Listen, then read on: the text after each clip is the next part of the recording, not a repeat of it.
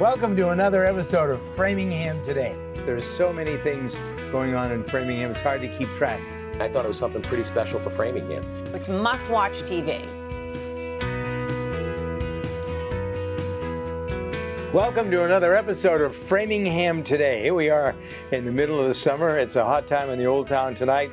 And one of the reasons that we, in the summertime, are trying to cool things off is because there are, as things kind of calm down over the summertime in Framingham, I thought Dennis and I would bring you something that will maybe get you heated up, a discussion of Framingham's new budget.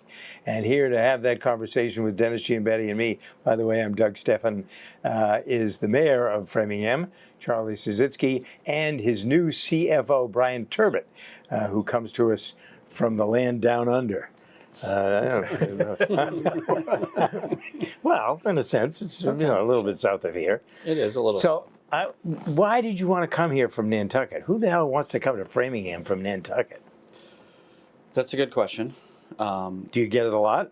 I get it quite often, actually, but I think it was a mix of both personal and professional reasons. On a professional side, I'd been in Nantucket for 12 years, and we had accomplished a tremendous amount, and the budget is about half the size of Framingham. So an opportunity to come and bring the skills that I had developed in Nantucket in terms of rebuilding their reconciliation process, their foundational budget, and the processes that go into that, and capital planning, and bring it to the community of Framingham, I thought was an intriguing challenge. And then there were some personal reasons, family reasons why moving back to the mainland. Doesn't that sound funny? Moving back to the mainland. I affectionately used to say it's coming back to America, but I thought it was... yes, Nantucket is kind of like an island unto itself. In many I did think, It is. I did think it was a good opportunity to professionally to take, as I previously said, all the things that I had been able to do and accomplish there, and bring them to the city and work with Mayor Szycki's administration and try to provide some stability and some leadership in finance and start moving things in a different direction. So, Brian, maybe let's step back for a second, kind of give us just your, not your whole resume, but give kind of where you've been and what you've done in the finance field that led you up to this position. Sure. So I moved from Vermont in 2003 to Massachusetts, and I started on the private sector side in mergers and acquisitions, starting early stage startups, hopefully taking them through angel financing, investor in VC financing, and ultimately acquisitions was the primary goal. Went through that with 3 companies. Learned very quickly that it's not as easy as the first one that I did. The next 2 were utter disasters, but you learn. And then ended up in Millbury. I had moved to Millbury when I was here. And so the town manager, I had served on a committee with him before he became town manager in Millbury. When he became the town manager, I was on the finance committee. And he had indicated he was not going to be renewing the finance director's contract in Millbury and said, would you be interested in coming and being my finance director? And I really didn't have an intention of going back into municipal government. I started a long, long time ago in municipal government in the state of Vermont, working in the unemployment department, and then moved into public or private sector accounting, but doing audits of municipalities and governmental entities. And then moved to Massachusetts, and then ended up in Millbury. And ultimately, we sat down and talked, and I decided it might be a good idea, at least for a few years, to go in and kind of help him work on cleaning up and reorganizing Millbury and financially putting it on a better track. And I ended up staying there 6 years. I started in 2008 and left for Nantucket in 2014.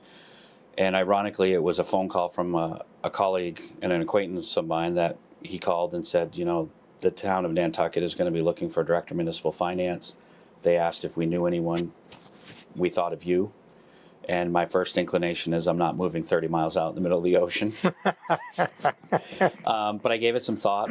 The ad posted, and I talked to a couple people and ultimately decided to throw my hat into the ring in Nantucket, and was lucky enough to be chosen to be their director of municipal finance. I was there for 12 years. We accomplished a lot of really great things there. And the opportunity in Framingham kind of really happened almost similar to all of the opportunities that have happened in municipalities for me. I knew somebody that worked here in another department that I'd been friends with for a very, very long time. And they called me and said, the CFO position is open. You know, we know what you've done in a couple other municipalities. I think you would be a great asset and a great fit for Framingham. At least consider it. And at the time, I really wasn't thinking about moving. I mean, in every one of these, I was in a really good place. But I sat down and kind of looked at it, read a little bit about the community, and said, you know, this might be a good opportunity, and you know, you don't know how many good opportunities are going to come along, and so I decided to submit everything for the through the process, and here we are today.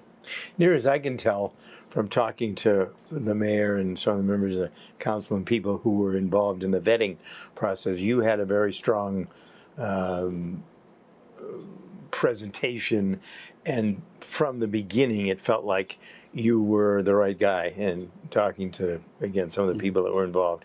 And I think that that's kind of a cool thing to have that much, especially in Framingham, but with any governmental thing today, to have that much unified support for somebody is a difficult thing, right? I mean, you're involved in that stuff every day. Of course, And you see how difficult it is to get somebody.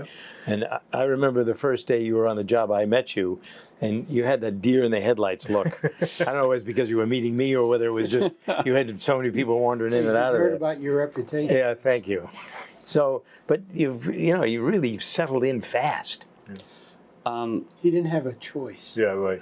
So how long have you been here, Brian? I started in April 23rd. So you jumped in right in the middle of this very controversial budget season, right? That's right. And a lot of different things going on. So how did you kind of navigate those first couple of months? Because, you know, must have been a lot of potential minefields. The budget process is always filled with potential potholes that you have to navigate through and pave over, right? I think that I was also fortunate that in both of the previous endeavors in municipalities, in Millbury, I started in November, right on the cusp of the budget season. So I had to jump in there and really provide some leadership and some guidance with that. So I had that to fall back on. But in Nantucket, I started on June 16th, excuse me. Which was 14 days before the year end and closing the books. Yeah. So I had to jump in there in a different situation. So I really leaned on those two situations about it. And I try to preach patience and just, and preach patience and go slow and methodically through this, which I think has served me well in a lot of the, in my prior work that I've done. And I looked at this and said, okay, we're not going to build this budget in one day. It's going to take time. It's going to take time for me to review it. Ironically enough, through the entire process, the mayor did tell me that you will not be involved a lot in the budget building process. We want you to kind of look at it and give it a sanity check, but we know that you're not going to be able to do a lot in starting so soon. And ironically, we collaborated for close to 40 days on rebuilding the budget after it was rejected by the council, which was a good process. I think it ended in a good result. I don't think anybody is extremely happy or perfectly happy. Departments didn't get everything they wanted. We all know that the schools could use more money, but I think that's also a sign of a good process where everybody ends up in a budget that we can work with and leaves a little bit on the table, and we can plan for that in the future. They can all use more money, but then it seems to me, from what I understand, it's up to you and the mayor to finally to go through the numbers and figure out what is reasonable. And I think that's where a lot of people come down, especially in the school department. And this may sound like my own prejudice, and maybe it is. And maybe it is. But there are lots of people who are going to be. There's very little room in the middle of that discussion, whereas there's lots of room. And would you agree, in the middle of other discussions about how much money there should be for this and that in the school department? Since there are those who say you got to give them everything you want, and there are those who say cut it by 20%. And that is the biggest stress point in putting the budget together, past and present and probably future. Yeah. Yeah, and we were faced with a really big problem of not having enough revenue. In past years, the revenue has always been there to satisfy with the needs of the school within reason. But this year, because of what was going on with the federal government and the cutback in federal funding to the state programs, and put a lot of pressure on the state in terms of giving local aid out. And that's where we got slammed, because that state aid wasn't there this year. And it kind of crept up on us in a hurry. So let's stop there for a second, because I think this is one of the things that's going around town that is unfair, even though, I mean, people will say, well, Charlie and Doug are friends. This has nothing to do with that. This has to do with a practical reality of what you inherited when you became the mayor, plus what you just said about aid. You know, people say, well, the budget's up, it's $10 million more. You know, the last mayor didn't have to increase taxes, this guy does. That needs to be addressed, because it's an unfair criticism. Well, don't forget, the COVID years, the federal government was throwing money at everybody. There was bundles and bundles of money coming in, couldn't spend it fast enough during those years. And then all of a sudden, it dried up, and without a lot of warning. And it caught everybody shorthanded. And that's where the problem So started. how would you do, Brian, how would you deal, Nantucket is a well-off, well-heeled community, shall we say. And so how is it different dealing with a place that people, well, maybe they do complain about taxes, but in comparison to a very diverse community like Framingham, how does that wrap around what your process is? Communities' abilities to fund things are all very different, right? It doesn't matter whether it's Nantucket or the city of Framingham, city of Boston, wherever it is. But I don't think my approach changes. I mean, we live within Proposition 2.5 world.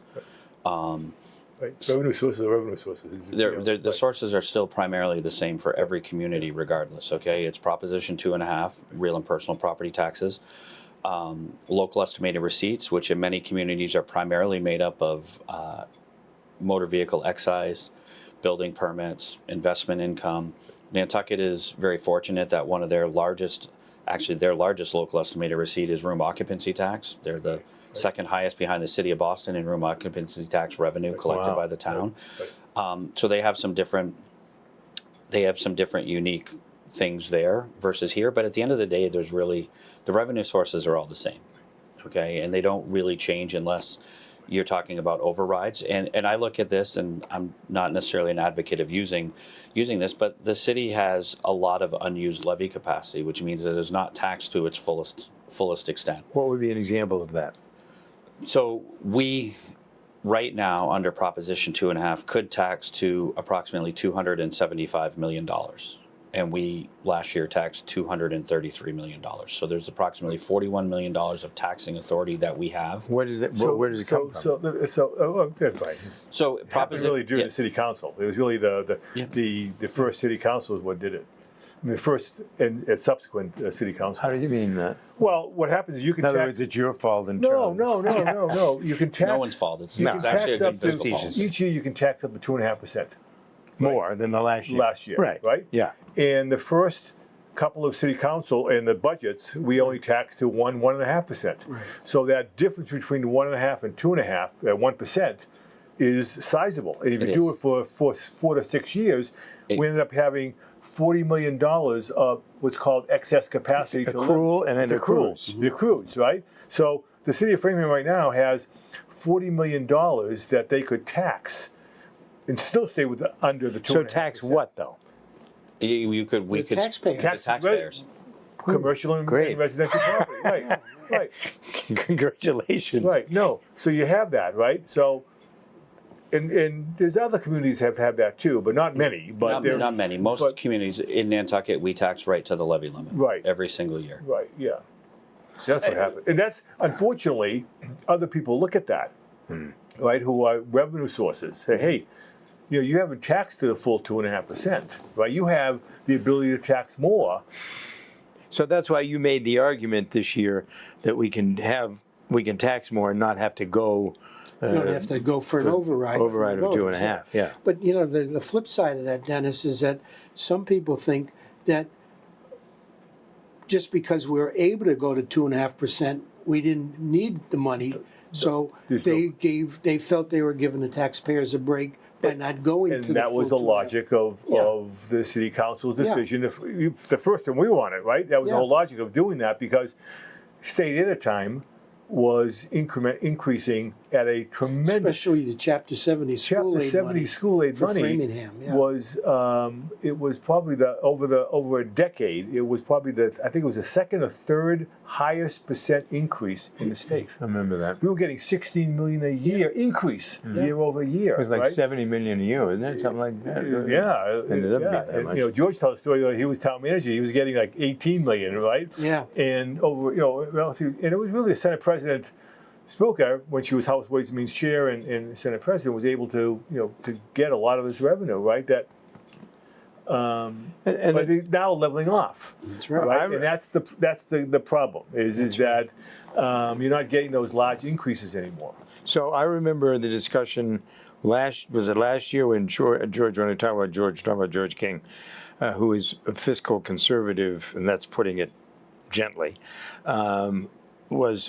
he initiated, was it 1.97 or 1.79 was where the tax rate went up, and there was an argument even about that. No, that was the tax split. That was a split between residential and commercial tax rates. We are involved in a conversation about the budget, how Framingham is run. The new CFO is Brian Turbitt. He's here with the mayor, Charlie Suzitsky. Dennis and I are really focused. This is sometimes these conversations about numbers become pedantic, but there's a lot of kind of flush in this. It's kind of a fun conversation to get to the bottom. When most people, when you start talking about stuff like that, their eyes glaze I know. over. They They fall asleep. Yeah, you know. Right. Yeah. But and that's going back to you and what you're doing and how you do it. How do you, a lot of people who do what you do are a little nerdy, and you don't come across. Well, I mean that's true, kind of, right? They're numbers guys. They push numbers around and figure out how to do what nobody else can figure out how to do. I mean, that's kind of why you're here, because I don't think they liked you and they couldn't find anybody else that seemed to be able to, the budget's been pulled and pushed and up and down, and it's been a real headache for Charlie. Mm-hmm. And what hair he had left is gone because of it, much as anything.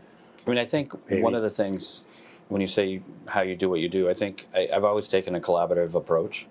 So rebuilding the budget and working with the mayor on this really was a lot of pressure on some key staff members in my office, because I can't do it alone, right? I mean, it's a big process, regardless of whether it was in Nantucket or it's here.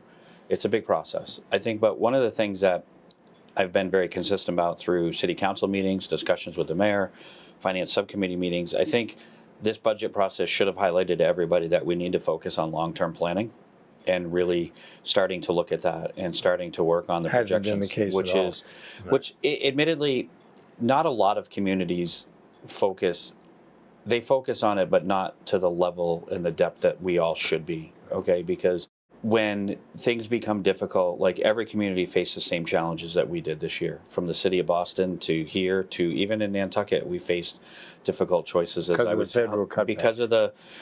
Because of declining revenues and because of difficulties in what was coming to the Commonwealth from the feds that can be redistributed, cost of living. Yeah. I mean, everybody's faced with those same pinch points. Health insurance was going up for us. I mean, it was almost 11% increase here. It was about a base rate increase through the GIC of about 7.5%.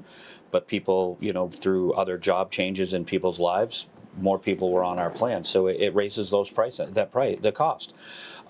Which really highlights the need to really get an understanding of what your long-term liability, a few things, what your really long-term liabilities are, your debt service, pension payments, obligations, because those are things, they're fixed, you have to pay them every year, your contractual obligations to your employees, and your health insurance costs. Those are really what I call the 4 pillars. And when you understand those, you understand what's left to redistribute for other operational increases, changes, and the necessities to continue to move the community forward. But it really was highlighted here. And I think that the difficulty that the entire Commonwealth municipalities faced really highlighted something that I've always said exists across municipalities. We always become very reactive to the situation when we should be forecasting in the good times and making the difficult choices when there's, I don't want to say more than enough money, because there's, money, there's never enough to do everything you want to do. But in the times that are more prosperous and easier is when you should be making more of the difficult choices than when you're forced to do it because you're trying to pass a budget by the June 30th deadline. You've worked in towns before. How is it different looking at the city council here, and it's an interesting group of people versus a town meeting form of government? You have to Sure, get things so there was a push in Nantucket to change to a town council, mainly because my prior community in the community of Nantucket is very large, and there's a lot going on, and they have certain challenges that a lot of communities in the Commonwealth don't face: coastal resilience, hazard mitigation on a scale that's much larger than many municipalities in the Commonwealth. So there was a push to change to a town council. I have been a very strong proponent, advocate of the open town meeting, because I think it's the purest form of democracy that we have, and your vote actually can make a difference. And as an example, we had an article 3 years ago, I think it was, a citizen petition to make some changes to what's known as the Nantucket Economic and Planning Commission, and there was a home rule petition that was being put forward by a citizen, and it passed by one vote. So it's right Is it there. an open town meeting or It's an elected open town It's open meeting. town. Okay, and so I've always been a very big proponent of it. I would say that my opinion is changing in some manner, because I think that having a city council, and I'm still learning the nuances of all of it, but from a financial perspective, it does give a little bit more flexibility to make corrections and do things in a little bit more efficient manner than having to wait for an annual town meeting. You're with two guys who were extraordinarily involved in the process, as you know, from the ground up to change. Right. And I would say to you, as somebody who's lived in this town all my life, I was a town meeting member for 8 or 9 years. I don't think we would be able to get done what we are able to get done, even though there are certain circumstances in the city council is a little bit dysfunctional. Would you guys agree, like town meeting was extraordinarily, got to the point we were so big, so diverse, town meeting became unwieldy? Yes, no, I mean. I think that, it had its good points, and there was a lot of participation at town meeting, but I think the city's given us an opportunity to broaden the amount of participation. We're forced to elect people from different districts, and I've made it one of my goals to get a variety of people on different boards that I appoint from different parts of the city. It's not all concentrated from the north side anymore. People are on the boards from all kinds of demographics. You're saying there's something wrong with the north What's side? that? You're saying there's something wrong with the north side? No, but let's face it, That's it the was win. true I'm that teasing. Yeah, town but meeting everybody was- always yeah. controlled, and all the boards, committees, people from the north side and south side really didn't have a voice, and that's what caused the divide, I think. That's the major win. And I've worked very, very hard to reverse that, Right. and I think we've done a good job in Right. doing that. Spoken as a north sider to a south sider. No, and you see pockets of the South Side becoming much more politically Sure. active, right? And so there's a developing interest because of that. Yeah. It's much more even-handed now Well, across the city. If you look at like the EDC's proposals for those 5 proposals to change certain ways that we do business and how we do business, Waverly Street and that part of town right. is a major focus because there's so much opportunity there, and it has been languishing Right. for a long time. So I was teasing before, but that makes nothing but sense. Right. Yeah. And so, I want to kind of come back around a little bit to how you two interact and some of the changing scenario already. I mean, you just got here, and already the COO is like now becoming a part-time COO because he's been the director of Department of Public Works. And you have, as I understand it, said, okay, Charlie, I'll help you in that capacity. How much bandwidth do you have? I mean, I have indicated to the mayor that I'll do whatever he needs to continue to keep the operation moving and the administration moving in a forward thinking manner, and continue to help make sure we can deliver the services to the residents in the city. I think it comes down to delegating and understanding the staff that you have working for you. And I think in a lot of the key roles, we have very, very good people in them right now. And from what I can see after 3 months and going through some of the budget stuff. So I think it gives me an opportunity to pitch in and help, but I've always said, we can keep the operation moving by everybody willing to pick up a little bit more, and when there's if in need, and it just means that you find a way to make it all work.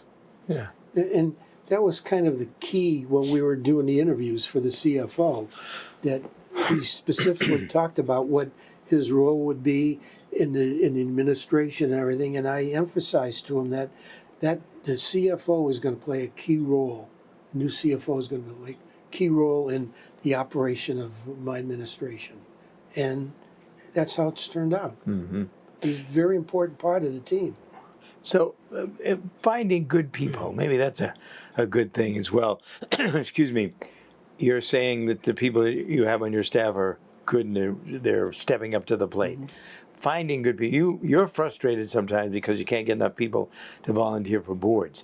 How do you find good people to do the necessary tasks that are a part of it's not easy. Running the city? When I took over as mayor, there were major vacancies in major departments that we had to fill, from CFO to Public Works to Board of Health, a lot of different positions.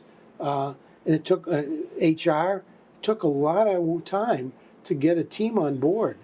And we had to work hard at it, and we're still working hard to do it, because there's always retirements, there's always churning going on. And like you mentioned, Mike Tessino, the COO, taking over at Public Works, he's filling in because the director retired.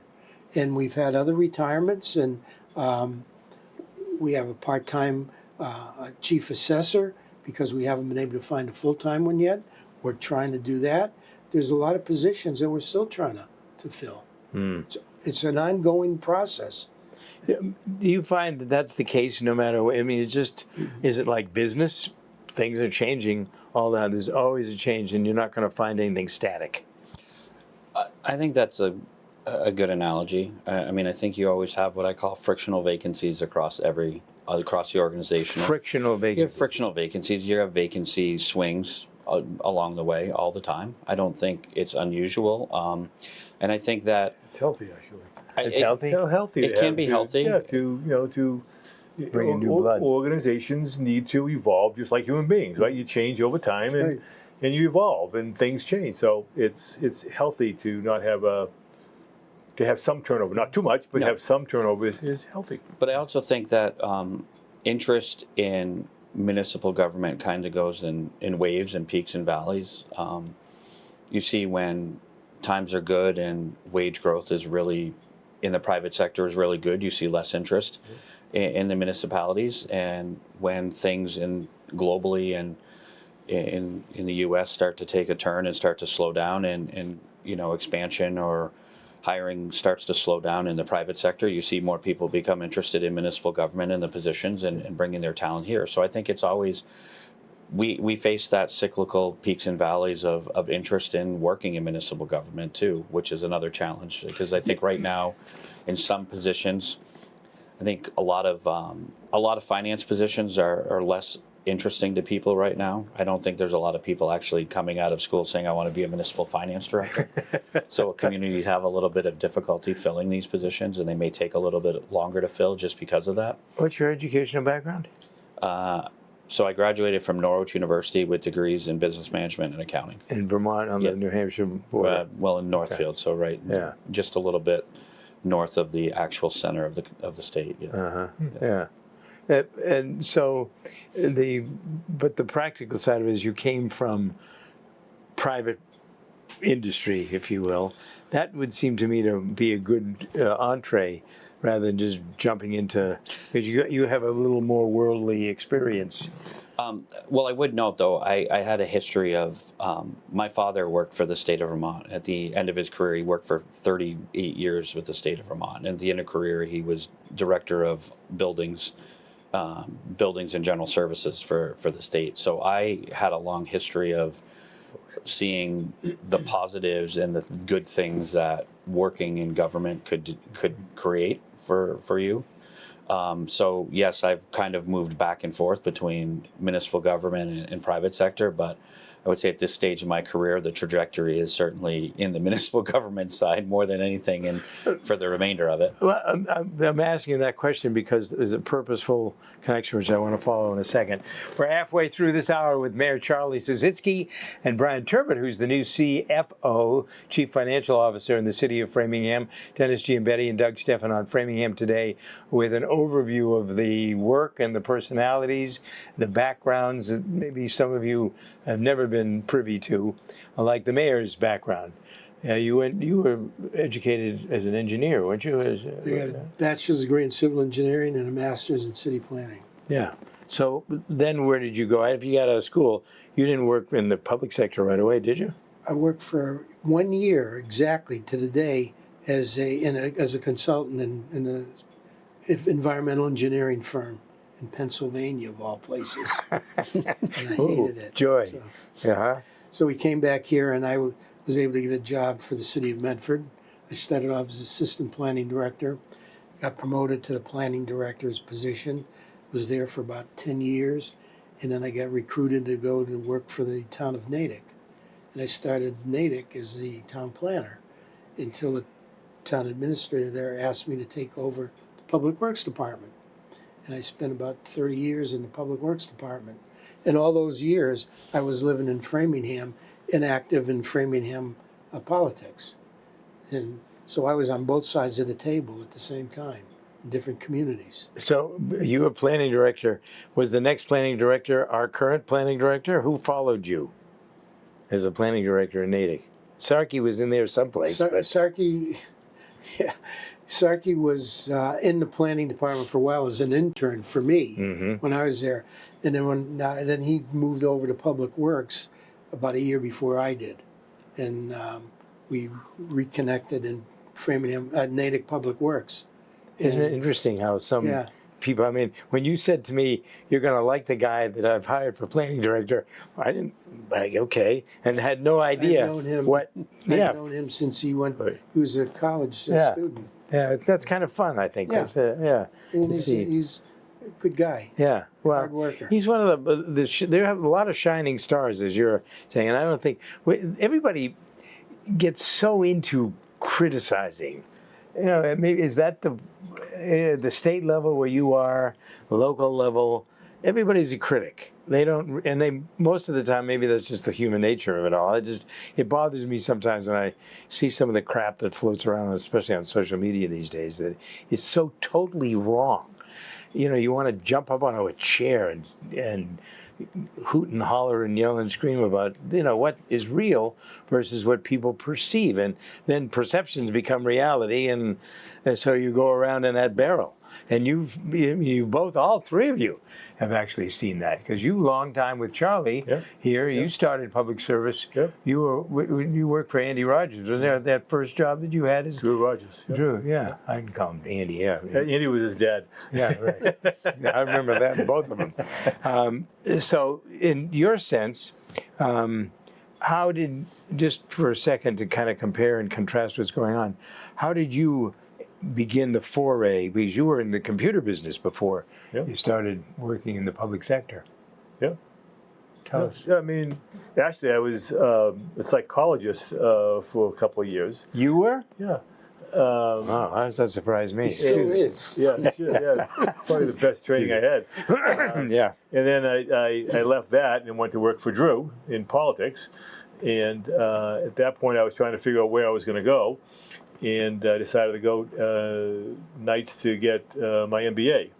So I went to Bentley College to get my MBA. And then while I was doing that, an opening at Stratus Computer, a entry-level position opened up. So I went to Stratus and worked up through the ranks of Stratus. And it was a startup then. It was great opportunity. I was there for about, I think, 15, 16 years. And then moved on to other, high-tech companies. But as I was retiring at 58, I was too young to go in the sunset, right? So I thought I would go back into politics. That's when I joined the finance committee with my friend Barry Bograd. That's how I met Barry. Worked in the finance committee for a couple of years and then ran for selectman. He was the co-host of this program. He was the co-host of this show before his death, yep. And then ran for selectman. And, when did the two of you, do you remember when you first met? it was really, we knew each other, casually. Yeah. But it really wasn't until I ran for select. Yeah, we served forever. Served together, the selectmen together. As right. chairman, vice chairman, it seemed to follow you whether it was. And then we both Yeah. got on the first Right, city and council. chairman, right. vice chairman. Yeah. And but that's how we, obviously we knew each other because we, have the politics is a circle, right? Small circle. But really, I didn't get to know Charlie until I was on the selectmen, right? So how much of that did you take into consideration? What Framingham is a very, as you've already found out, with a smile, he's got a smile on his face, is a very, very, very unique, unusual. You can use all kinds of adjectives and adverbs to describe it. So when you were looking around, did you watch city council meetings before you? He did. We found out. I watched probably close to 18 months of city council meetings and Before you took the job. before I took the job, and probably So about wouldn't that be a kind of wouldn't that, if you knew that, Charlie, would you hide him? You still wanted the job? Well, I probably watched roughly the similar amount of finance subcommittee meetings. Yeah. Watched not quite as many or nearly as many school committee meetings, but it was the same way. Millbury was a little different because I lived there and I had been on the finance committee, so I had a little bit more familiarity with what was going on, and I understood it a little better. But when I made the decision to go to Nantucket, I read probably 15 years worth of audits, management letters, everything. I said I took the nerd back when I said that earlier. Maybe I'll put it back into the. No, because I think Of course. changing jobs is a big decision. Of course it is. Right? Especially when you're moving from Nantucket to Framingham. Yeah. Well, Right. but it was also a big decision to move from Millbury to Nantucket either way, Yeah, right? And so I believed after meeting with the mayor, the COO, Chairman King, and the HR director that coming here would be the right decision for me. But the only real source of understanding of what the dynamics were going to be was really to be able to go back and watch those meetings to understand what some of the challenges may be. It wasn't as if I could start looking in the employee directory and call them up and say, hey, I'm call randomly select employees, right? Yeah. So that's the only outlet and avenue. Or look, I have a lot of deep connections across the Commonwealth after almost 20 years in this business. So there were other people in professional organizations and industries that move in the municipal world that I called. And they all gave me their honest, unvarnished opinion. And I took it in. But at the end of the day, I always look at everything and say, it's my choice and I live with it. And I'm going to I'll do the best I can. But after almost 3 months, it's almost 3 months, I still am in a place where I have no doubt that I made the right decision. Stars in your eyes. No, And of course, Farm Pond and Lake Washaken were just like Nantucket. And you get right down to minus it. the 200-foot boats. But Yeah, right. So, question, Brian. You mentioned one thing about leadership and longer-term view of the financing, right?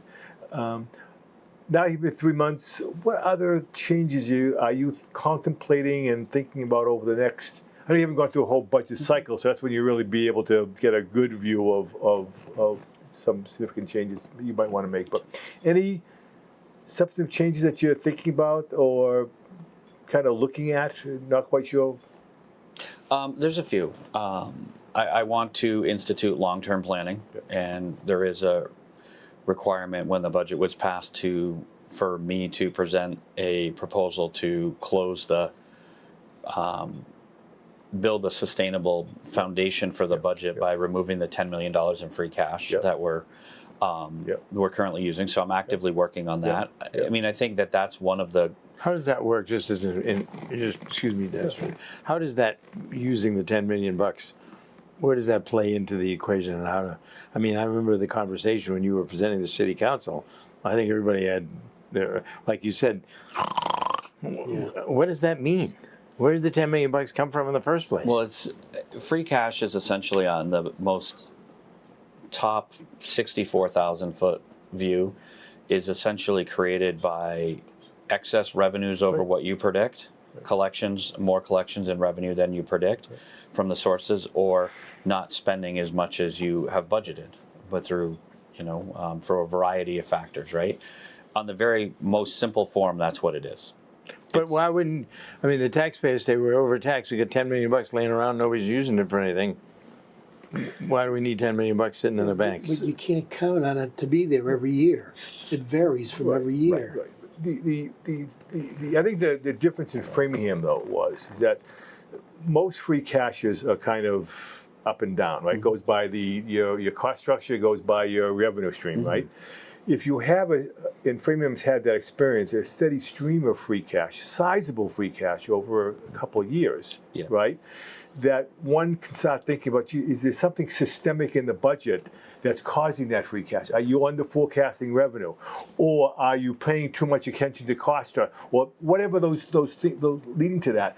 It's not a healthy budget if you have that much free cash, right? It's not necessarily a healthy budget. It's not necessarily completely healthy, but generally communities look to roughly have about 5% of their budget as creating free cash on an annual basis, which means that you're doing a pretty good job forecasting your revenue. You're being somewhat forecasting expenditures realistically, but with a little bit of an understanding that things change, right? So we got about 5% then, a little bit less than 5%. But the thing about free cash is, to the mayor's point, during the budget process, I can't promise the city council that in the following year we're going to generate $10 million in free cash. Right. And that free cash in the operating budget to fund annual operating expenses means that starting when we have it certified next year to begin fiscal 28's budget, I have to have $10 million in free cash as a baseline to even start the budget process the way that we do the budget, the way we've built free cash into the operating budget. Can you say is Framingham unique? I would say it's an outlier in terms of free cash. I would say this way: the very first question that I was asked in the very first interview, right out of the gate, was from the mayor, and he asked me my opinion on using free cash in the budget. Right. And I very candidly told him it's the worst thing you can do. No question. It will set your community up for failure. Right. And no question. Just about every other candidate that we interviewed for CFO had the same response. No question. Yeah. From a finance perspective, that's absolutely right. A no-no. Yeah. You don't use free cash for. And so, to your question, Dennis, I think that the first thing is coming up with a plan that that the administration can present to the council and that everybody can get behind. I don't know what it looks like yet, so I don't have a good answer for this part of it, but that everybody can get behind that ratably removes free cash from the budget over a period of time. Does it affect the Moody's rating? It will certainly remove that from our credit opinion, because it is a concern when you're using reserves to fund your operating budget. Reserves really should be used for one-time events. You can use reserves for capital. So we could theoretically, what we could do when we build this, when we structurally fix this, is that free cash that we're generating could be used for one-time smaller capital purchases, so we don't fund as much through debt. Could we use it to, let's say, rehab the old Marion High School to make it a community center? If we saved it over a few years, sure. You could theoretically could do that. You could do a lot of things with it, right? You could put it into stabilization, so in the next downturn you have more reserves and you can draw for them. There is a I think, isn't there still a city regulation that or at least a guideline that we have free cash, X amount goes into stabilization fund? We still have that? I think the policy is to have a certain percentage in stabilization. Fund, okay. And not necessarily you have to put a certain amount in every year. Gotcha, okay. As long as that Yeah, is and I a think certain it's percent. the 5%. Explain the stabilization fund, please. Rainy day fund. It's a It's a rainy day fund. Okay. Yeah. Yeah. It's a good So, yeah. So I Got think another question? probably. So I think that's one of the goals. I think through this process, I've come to the conclusion we need to build a better budget document that's more readable and I was hoping you would say understandable. that. Why? What's the matter It's with one of the that? biggest criticism I hear from folks is that they just don't understand it. It's not a Talking clear. about citizens or people that are in government? Both, I think both, that have a clear understanding of what is that document and presented clearly, right? And there should be a narrative that goes along with that document, right? And not just the numbers. There should be a different. So I write a memo to the mayor and the COO that goes to the city council about the budget, but it basically is just talking about the numbers. And for us, when we were building them in Nantucket, there were what we would call department stories, which is their mission, their goals, how they're going to operationalize those goals in the budget, along with the numbers. And it's a much more detailed process. And I think it creates a more understandable view for not only people in government, but also the citizens who we provide the services for. who have interest in this, right? Yes. Yeah, no question. And it provides people an opportunity to understand how their government operates more. And so I think that that's one of the goals. Another goal really is the capital process. I think needs to be worked. I think we need to work on it, but I need to understand how it got to where it is, what we're doing. Would you explain that a little bit more with the capital process? Well, we finance a lot of our capital projects through debt because we put so much free cash into the operating budget. And so the goal is to kind of switch that methodology. And many communities are like this, so I don't want to, this isn't a Framingham specific issue, but many communities, we approve lots of capital on an annualized basis, but we have this, what I affectionately call this, this collision between the financing sources and your ability to operationally execute every project that's in your capital plan. Capital plans are like fixing the water. Fixing roads and new water mains, buildings. all of that, right? So I think we need to, I would like to step back, understand, I'm trying to understand everything in the capital plan, where it is, what's the likelihood it's going to be started or completed within the next couple of years, and really formulate and get down to what can we actually operationally execute on a year-to-year basis and filter in and layer in large-scale construction projects are going to take longer than a year, but really get and understand so that what we're presenting is executable. Isn't that when the money that comes in to do that is mostly bonded, isn't it? It is. Framingham Today. This is a conversation that I'm, frankly, as I sit here, becoming much more, I don't know if relaxed is the right word, but I feel more confident and comfortable in kind of what's going on. Brian Turbitt is the new CFO. He's here with Mayor Charlie Szycki, Dennis Giambetti, and Doug Stephan, pursuing the questions that hopefully many of you are asking or thinking about. And I do. I'm kind of, I feel comfortable. Yes. Not that I was uncomfortable before, but a lot of this stuff, especially the budget process, was so cantankerous this year. It brought it kind of more to the surface, in my mind anyway, than it had in recent years. I mean, there's a lot of issues. The school budget, for example. I went to so many school committee meetings where every night with the public participation, I mean, the passion with people. But why? That's something. I went through the schools. You went through the schools. We all remember things like our favorite teacher. There's not a day that I drive downtown Framingham that I don't want to call Jim Paolini and have me get into the building before they tear it down. I want to walk to my old home room, and I want to go upstairs and see, the old science room, and that's the kind of stuff. Well, your opportunity has passed with the downtown Danforth building. Well, that's what I meant. Yeah.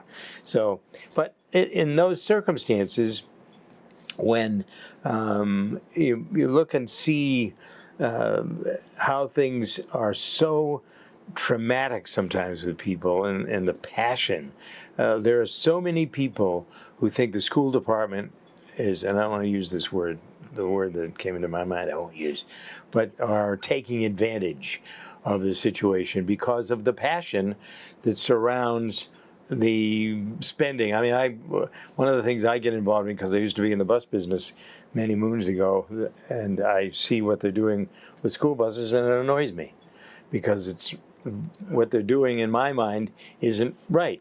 And how many other examples are there of that, not only in the school department but elsewhere, that you will now ferret out, hopefully, if that's part of it is part of your job, right? It all is part of my job in one way or another. Yes, it is. Let's not forget the fact that the schools are kind of unique because they get a bottom line budget. And once they get that bottom line budget, the school administration and the school committee has 100% jurisdiction Yeah. on how that money gets distributed. And most people don't understand that, so and they don't have a. So the administrative side, the mayor's side of the budget, we really can't tell the schools what to do with the money. Right. We can review how they propose to spend it and balance that with the needs of the rest of the community, but it's still up to the schools how that money actually gets spent. Right. That's by state statute. Right. That doesn't mean it's right. Well, no, of course it is. They've got a governing body, the school committee, who's elected to, and a superintendent they hire to run the organization. Okay. There's no different from having the mayor being able to run the whole city, but the mayor is really primarily responsible for the municipal side, right? That's And they give the professionals, and elected people to run that organization in the school committee. You and I can disagree Well, without of being course we can, disagreeable. but that's the way it's set up, and that's the way it should be. I mean, most organizations like that. I don't dispute the fact that that's the way it ought to be. I just think sometimes it looks like to somebody who's not necessarily on the outside. I don't think I'm an outsider, but I think that there are things in there that get done that maybe are not always in the best interest of the taxpayer. How's that? Is that fair enough? That's I guess that could be said, Joe, for every. I suppose. Right. Yeah. Right. Exactly. Right. You're not saying anything because No, I'm usually on an island anyway, right? Nantucket. Yeah, right. I go down in Nantucket. There's a nice $53 million place available right now, right? Just go down and get a boat, get one of those 200-foot boats, and right to So, town. Brian, is it tough to work in Nantucket? In the sense of, it's a vacation How do you keep spot. your mind on the job? Yeah, right. I'll tell you a funny story. Why I asked that question is that I worked for a company, and they bought a subsidiary that was on the Cape. And they asked me to go down to the Cape. I had a house in Howardsport at the time. And they asked me to go and help that organization develop a computer company. So I went down. I said, "Oh, great! We're down on the Cape. Down on the Cape, right? Yeah. It'd be fantastic." My wife was still helping Framingham, but I went down there, and it was in the summertime. It was like I hated it because everybody's on vacation, but you're going to work. So how do you live in the summer in Nantucket and with everybody vacationing, having fun, and you're putting in your 40 hours or plus? I would say I don't think it was tough to work on Nantucket. I think the biggest challenge that I faced, one of the challenges that I never got accustomed to, was having to plan so far in advance to do things, to leave, because here I can get in my car and I can go to Boston, I can go to Providence, I can drive anywhere, right, and do things. I think that was a big challenge for me, but I mean, it is a little bit tougher in the summer because, of course, my office overlooked the town pier, so it was. But I don't know that it was a big challenge because it just, there was still a lot of opportunities, even working 40, 50 hours a week to be able to experience everything that Nantucket has and has to offer. So I think it was a really amazing opportunity in my career, and one that I'm glad that I had. But I also think that it's a really amazing opportunity here as well. We tout our diversity, and it's a strength for the most part. And it will play into what you've done a lot differently, certainly, and you must have factored that in. You're going to have to go back to the textbook on some of the stuff, it would seem. I think I've had to probably call a few colleagues across the Commonwealth just to understand some of the unique challenges that, because every community is very different, and I certainly leaned on a lot of people when I moved to Nantucket because it was very different. And but it's not unlike the city of Framingham in a lot of ways. I mean, Nantucket has a very diverse population as well. I mean, granted, there's only about 17,000 year-round people, but you have to remember that there's contractors coming off on island all year round from off island.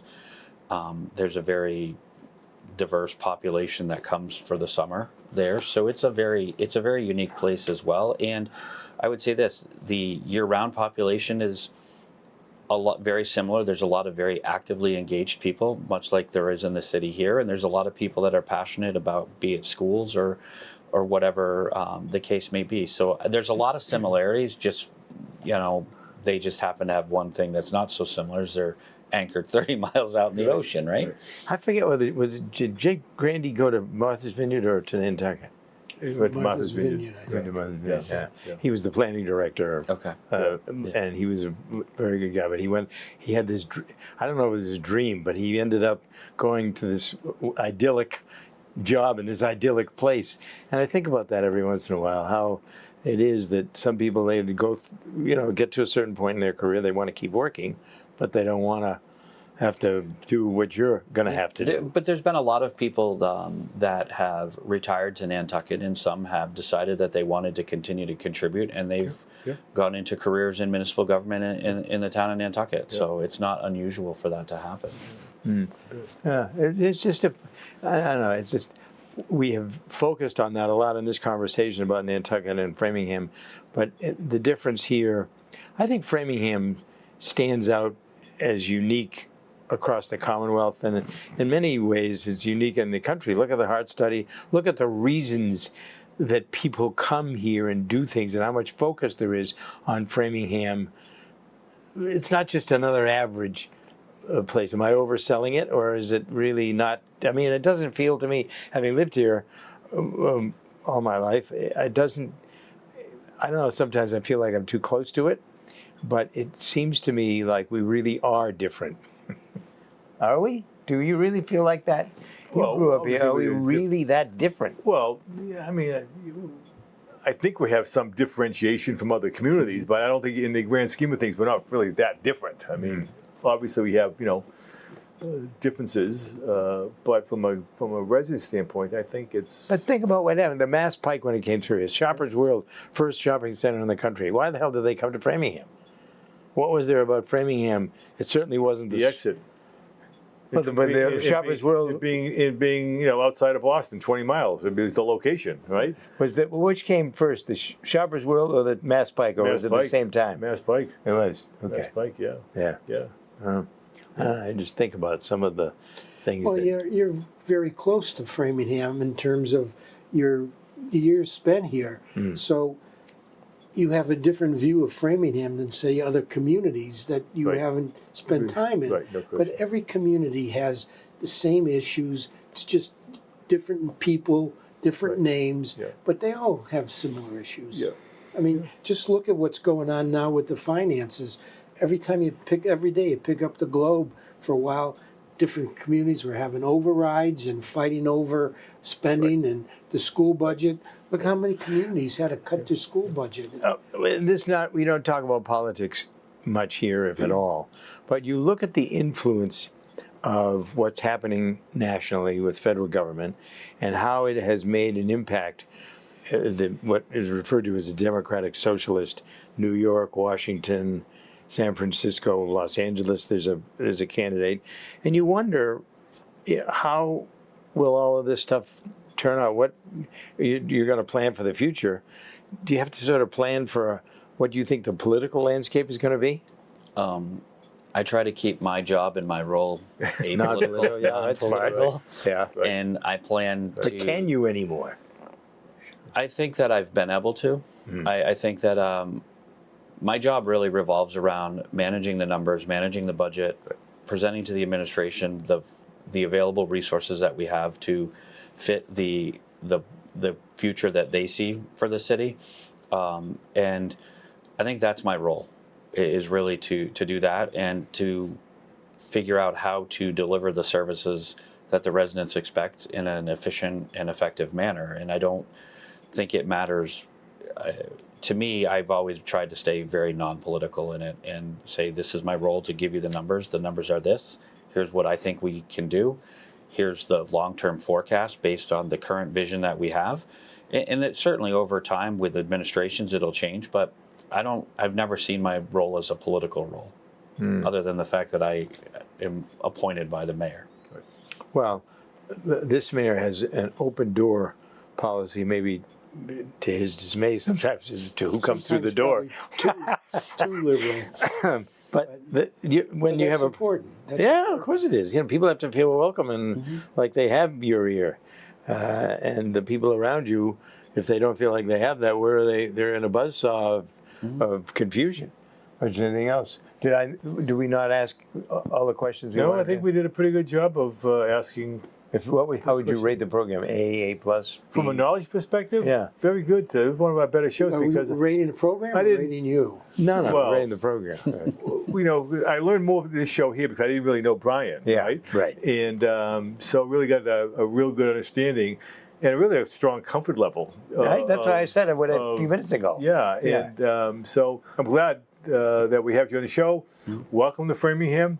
If you need any help from Doug and I, don't call us because we have nothing. Nothing about finance. Yeah, that may be true. I'm learning, though, in my current position of how the numbers have to go together. I think, Michael, we should go out with perhaps that peaceful, easy feeling. Maybe you can play that as we dispense with our discussion. Thanks for coming. Welcome, Framingham. Yeah, nice to have you here, I'm Brian. glad to be here. Yeah, good luck to you. I'm excited, and it was the right opportunity at the right time. And Yeah. I'm glad I had the opportunity. And I feel the same way. It was the right decision to hire. Yeah, right. Yeah. We're very comfortable. Yeah. We'll pat you on the It back. takes a big load. I mean, there's a lot. It does you have on a lot him, of but things yeah, to do, right. but having to Before right. him, Yeah. I mean, yeah. it was Yeah. The two of you guys up there, you and Mike, banging away on stuff, because he really was the CFO for quite a bit of time before you came. Before I got here, sure. And, he doesn't, that's not his, he's been thrown into a lot of stuff here. That wasn't He's done a necessarily. great job. Mike's terrific. Yeah. All right. Good job. Good job. Nice job. Next time around, we're going to talk to people that are involved in getting folks to participate. Framingham's community participation officers are going to be here to talk about how we can get you to participate in government, as we were talking about earlier. That's up next on Framingham Today. Thanks to Mayor Charlie Suzinski and CFO Brian Turbitt, Dennis Giambetti, and Doug Steffen. Looking forward to our next return. Framingham Today is a Government Channel production telling our stories, celebrating our people, and our community's way of life. To learn more or to stream our latest episodes, go to FraminghamTV.com. Thanks for watching.